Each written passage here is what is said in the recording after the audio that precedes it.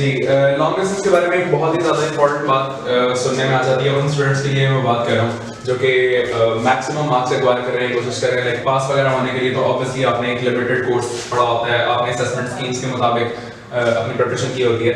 लेकिन वो स्टूडेंट्स जो कि चाह रहे हैं कि रियल टाइम उनके बहुत ज़्यादा अच्छे किस्म के मार्क्स आ जाए, लाइक 90-95% अबव एक्वायर करना चाह रहे हैं, 9th के अंदर अच्छे मार्क्स हैं, प्रीवियस एकेडमिक्स बहुत ज़्यादा बेहतर है, उनकी तैयारी बहुत ज़्यादा स्ट्रॉन्ग है, उनके अंदर एक बहुत ही ज़्यादा एक इम्पोर्टेंट जो मेजर फैक्टर एक जो कि वाकई में फर्क डाल सकता है वो है चॉइस ऑफ ए क्वेश्चन, कि आपने क्वेश्चन चूज कौन सा करना है एग्जाम के अंदर प्रेजेंट करने के लिए। मैं उनकी बात नहीं कर रहा कि जिनको आते ही फॉर एग्जांपल 5 क्वेश्चंस दिए हुए और उनके अंदर से आपसे पूछा गया है कि आपने 3 क्वेश्चंस उसमें से अटेम्प्ट करने हैं, लॉन्ग क्वेश्चंस की मैं बात कर रहा हूं। तो उन स्टूडेंट्स के बारे में बात नहीं कर रहा कि जिन्होंने सिर्फ थोड़ी असेसमेंट के मुताबिक तैयारी की है, वो तो ऑब्वियसली वही करेंगे जिस पेरेंट स्कीम के मुताबिक उन्होंने प्रिपेयर किया। लेकिन वो स्टूडेंट्स जिन्होंने लाइक कंप्लीट कोर्स प्रिपेयर किया हुआ है और वो चाह रहे हैं कि उन्होंने अब उनके सामने जब चॉइस आती है वो देख रहे होते हैं कि जो एग्जाम है उसके तकरीबन सारे क्वेश्चन उनको अच्छे तरीके से आते होते हैं। तो नंबर 1 जो प्रायोरिटी आपकी चॉइस ऑफ क्वेश्चन को देखने के लिए होनी चाहिए वो तो ये है कि आपकी लर्निंग के अकॉर्डिंग है।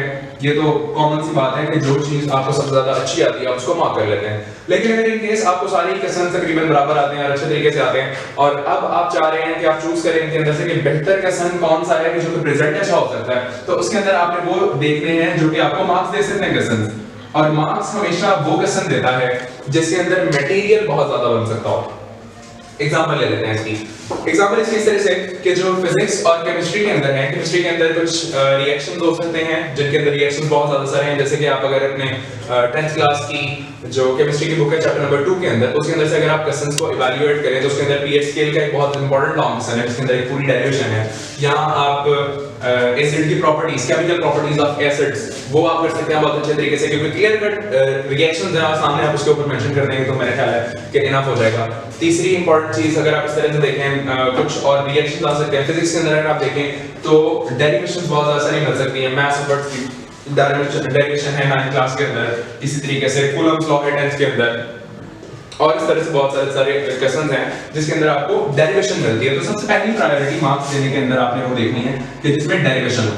अगर तो डेरिवेशन वाला क्वेश्चन आपको मिल रहा है तो वेल एंड गुड, आप उसी को अटेम्प्ट करेंगे। अगर डेरिवेशन वाला क्वेश्चन नहीं मिल रहा तो फिर आगे आप स्विच करेंगे एक ऐसे क्वेश्चन की तरफ जिसके अंदर मटेरियल ज्यादा है। फॉर एग्जांपल अगर आपको कंपैरिजन आए, एग्जांपल दे रहा हूं मैं, अगर आपको कूलम्स लॉ आ रहा है एक तरफ और दूसरी तरफ आपको एंडोस्कोप आ रहा है, तो एंडोस्कोप और कूलम्स लॉ के अंदर से कूलम्स लॉ की डेरिवेशन है तो आप कूलम्स लॉ को प्रेफर करेंगे ऑन एंडोस्कोप। एंडोस्कोप यहाँ इलेक्ट्रोस्कोप भी है एक क्वेश्चन इस तरह से। अगर इलेक्ट्रोस्कोप और एंडोस्कोप आ रहा है तो एंडोस्कोप की बजाय आप इलेक्ट्रोस्कोप देखेंगे, ठीक है। तो इस तरह से आपने देखना है कि थ्योरी किसकी ज्यादा है, किसका मटेरियल ज्यादा है, और मटेरियल के अंदर सबसे पहली चीज डेरिवेशन। दूसरा नंबर आप देखेंगे उसकी डायग्राम्स और उसकी लाइक हेडिंग्स कितनी ज्यादा बन सकती हैं। ये एक सिंपल सा फॉर्मूला है कि आप चेक करें नंबर ऑफ हेडिंग्स कितनी बन सकती हैं। जितनी मैक्सिमम किसी क्वेश्चन की हेडिंग्स बन सकती हैं वो उतना ज्यादा बेहतर क्वेश्चन है, उतना ज्यादा मटेरियल उसके अंदर होगा और उतना ज्यादा बेहतरीन वो क्वेश्चन हो सकता है। तो आपने हेडिंग्स और उसकी डायग्राम्स वगैरह देख लेनी है डेरिवेशन के बाद। फिर अगर एटलीस्ट आपके पास कोई भी चॉइस नहीं बचती तो फिर तो आप किसी भी किस्म का क्वेश्चन अटेम्प्ट कर सकते हैं। फिर तो आपको एंडोस्कोप भी अटेम्प्ट कर सकते हैं, लेकिन अटेम्प्टेशन टेक्निक उसी तरीके की होनी चाहिए कि आपकी हेडिंग्स अच्छी बनी होनी चाहिए वगैरह वगैरह। एक बहुत ही इंपॉर्टेंट पॉइंट मैं हाईलाइट करना चाहूंगा जो शायद मैंने प्रेजेंटेशन वाली वीडियो के अंदर हाईलाइट नहीं किया।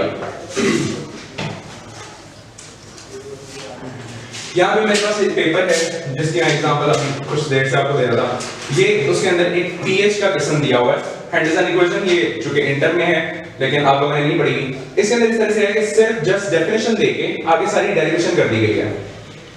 मैं इस चीज को रिकमेंड नहीं करता कि आप इस तरह से करना। वैसे तो एक शॉर्ट क्वेश्चन लिखा गया है, शॉर्ट क्वेश्चन भी इतना नहीं होना चाहिए, लेकिन खैर आप इसको एक लॉन्ग क्वेश्चन की एग्जांपल देख सकते हैं कि ये हैंडरसन की इक्वेशन की डेफिनेशन दी है, एक छोटी सी एग्जांपल दिया, फिर उसके बाद पूरा का पूरा उसने डेरिवेशन कर दिया उस तरह से। अगर ये लॉन्ग क्वेश्चन हो तब भी ये लॉन्ग क्वेश्चन ठीक है, अच्छा लिखा हुआ है, सब कुछ ठीक है, डेरिवेशन प्रॉपर है, लेकिन इसके बावजूद आपने इसके अंदर कुछ चीजें इंक्लूड करते जाना साथ साथ। जो एक्स्ट्रा नोट्स, एक्स्ट्रा मटेरियल आपके टीचर्स की साइड से आपको मिल रहा होता है ड्यूरिंग योर लेक्चर्स, आपको याद रखना है, वो चीजें आपने बीच में पुट इन करनी है। मसलन यहाँ पे अगर आप देखें तो जस्ट डेफिनेशन हैंडरसन इक्वेशन की काफी नहीं है, आगे आपको इसकी एप्लीकेशंस लिखनी पड़ेगी। इस इक्वेशन को थोड़ा सा एक्सप्लेन करना पड़ेगा कि जहां पे आप कोई लॉ लगा रहे हैं बीच के अंदर, जैसे पता है डेरिवेशन के अंदर बहुत सारे लॉस ऐड करने होते हैं आपने, और इस तरह की बहुत सारी चीजें होती हैं जब भी वो चीज लिखो उसको साथ साथ एक्सप्लेन करते जाएं कि ऐसा ना हो कि आपके पेपर के अंदर सिर्फ और सिर्फ आपको डेरिवेशन नजर आ रही हो। डेरिवेशन के साथ साथ आपको उसके अंदर मटेरियल भी पुट इन होना, थ्योरी भी नजर आनी चाहिए, उसके अंदर डायग्राम्स भी नजर आनी चाहिए। तो एक डाइवर्सिफाइड किस्म का आपका जब पेपर बनेगा, एक लॉन्ग क्वेश्चन बनेगा, तो वो ज्यादा मार्क्स गेनिंग होता है as compared to the one जिसके अंदर आपने सिंपल एक थ्योरी लिखी हुई है या सिंपल एक डेरिवेशन की हुई है। तो आज के सेशन के लिए इतना ही। नेक्स्ट वीडियो के लिए फिर इंशाल्लाह हम लोग जैसे जैसे आगे इसके अंदर एडिशन होती जाएगी मैं बताता जाऊंगा, और जो वीडियो है इंग्लिश के नोट्स की वो भी इंशाल्लाह बहुत जल्द आपको मिल जाएगी। तो तब तक के लिए अपना ख्याल रखिएगा। अल्लाह हाफ़िज़। अच्छे तरीके से जो